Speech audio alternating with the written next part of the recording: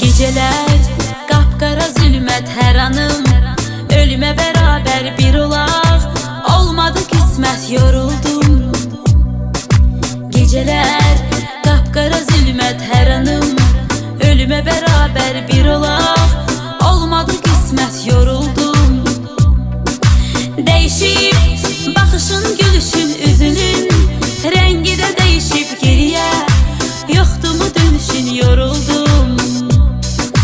Değişip baxışın, gülüşün, üzünün rengi də değişip geriyə, yoxdu mu dönüşün, yoruldum.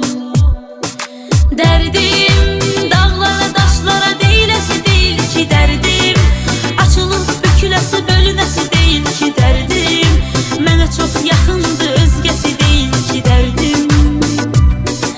Derdim dağlara, daşlara deyiləsi deyil ki derdim, açılıb büküləsi, bölünəsi deyil ki derdim, mənə çox yaxındı, özgəsi deyil ki derdim.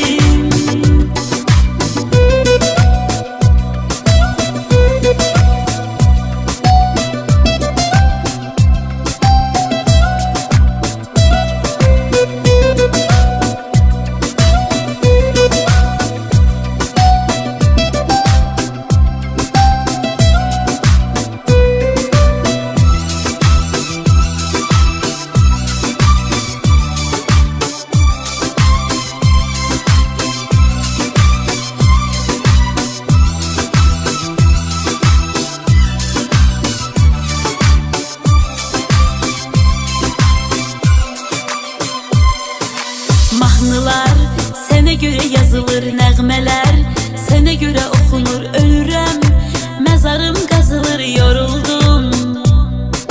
Mahnılar sənə görə yazılır, nəğmələr sənə görə oxunur, ölürəm, məzarım qazılır, yoruldum.